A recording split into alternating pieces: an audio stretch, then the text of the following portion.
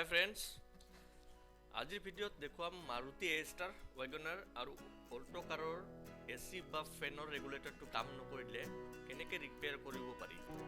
আহক গাড়ীৰ ওচৰলৈ যাওঁ।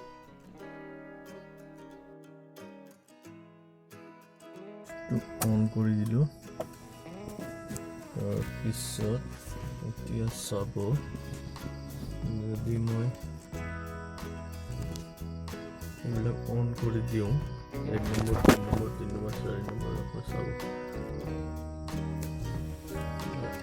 1 নম্বৰটো কাম কৰা নাই,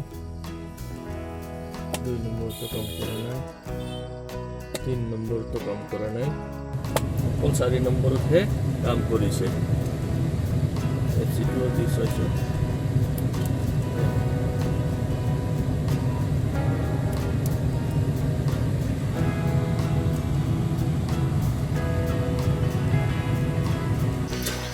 যদিও সুইচটো ইয়াতে আছে ৰেগুলেটৰৰ, কিন্তু অল্টো হওক বা এষ্টাৰ আৰু ৱেগনাৰৰ মেইন ৰেগুলেটৰৰ যিটো চাৰ্কিটটো আমাৰ এই বাস্কেটৰ ভিতৰত থাকে। বাস্কেটটো খুলিলেহে আমি দেখা পাম। চ' প্ৰথমতে আমি বাস্কেটটো খুলি ল'ব লাগিব। মই খুলি থৈ দিছোঁ, এইটো খুলিবৰ কাৰণে ইয়াতে পুছ কৰি কিনে এইটো খুলি আনিব লাগিব।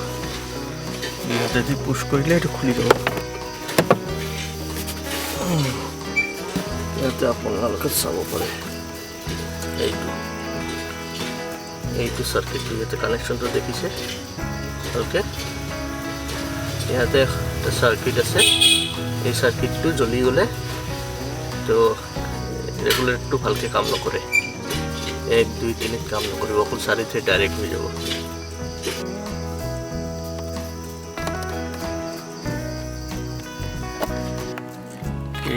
এইটো খুলি লৈ আহিব লাগিব।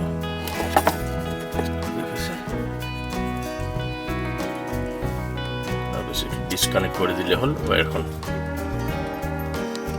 এইটো হ'ল ইয়াৰে ভিতৰৰ পৰা ওলাই আহিল আমাৰ ৰেগুলেটৰটো। ইয়াৰে ভিতৰত এটা চাৰ্কিট আছে, চাৰ্কিটটো দেখাব পাব। ইয়াৰে এই ভিতৰত আছে, এইটো অ'পেন কৰি ল'লে তাৰপিছত চাৰ্কিটটো ওলাই আহিব। ইয়াৰ ভিতৰত চাৰ্কিট আছে আৰু এইটো হ'ল কানেক্টৰ। ভালকৈ দেখুৱাইছোঁ, এইটো হ'ল কানেক্টৰ।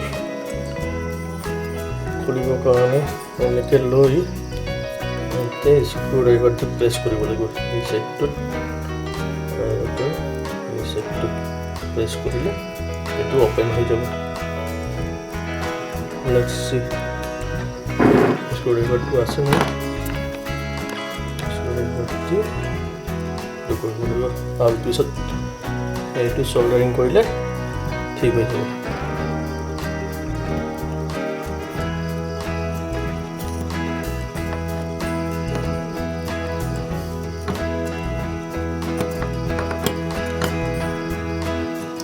চাওক ইয়াতে সেই চল্ডাৰিং কৰা আছে। এইবিলাক এই চল্ডাৰিংবিলাক হিট হৈ গ'লে, হিট হোৱাৰ পিছত খুলি যায়।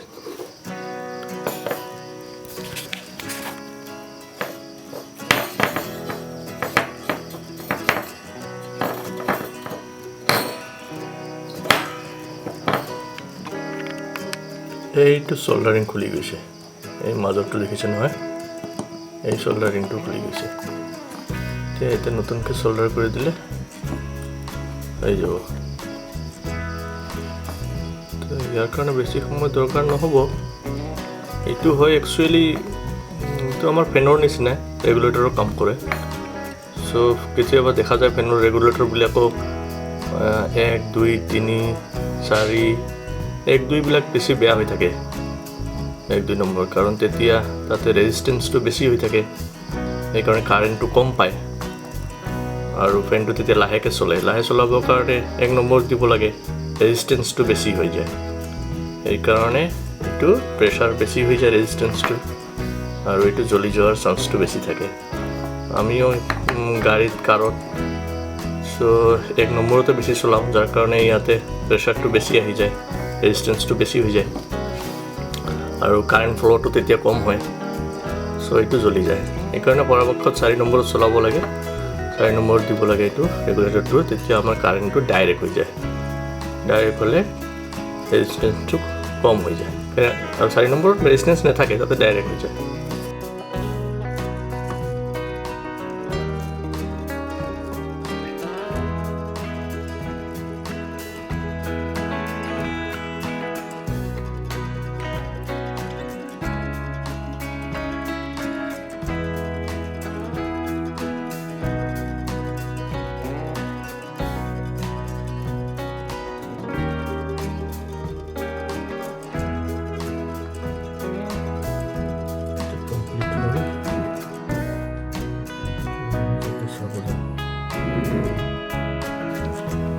এবাৰ এনে লুজ ফিটিং কৰিয়ে চাওঁ কেনেকুৱা হয়।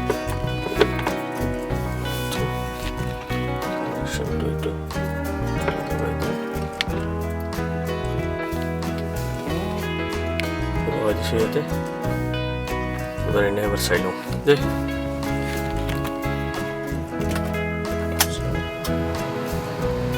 চাওঁ এতিয়া, চাওঁ হা।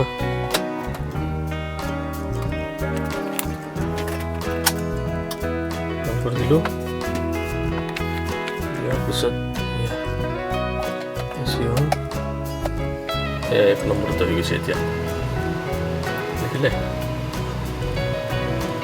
সম্পূৰ্ণৰূপে কাম কৰিছে, ভাল হৈ গ'ল।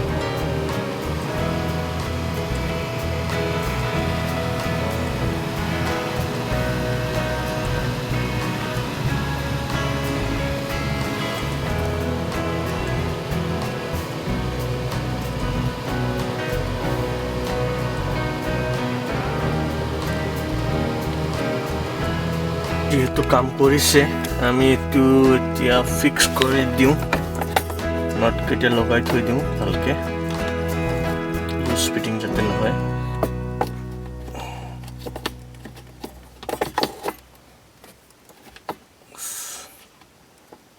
ইয়াতে ফিক্স কৰি দিয়াৰ পিছত স্ক্ৰু দুটা ভালকৈ লগাই ল'ব লাগিব।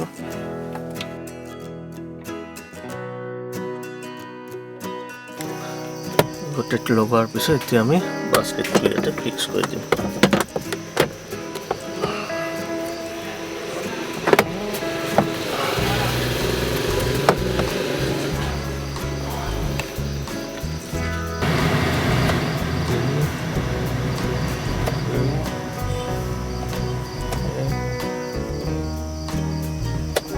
কাম কৰিছে, ফিটিং কৰিছে। All is well now.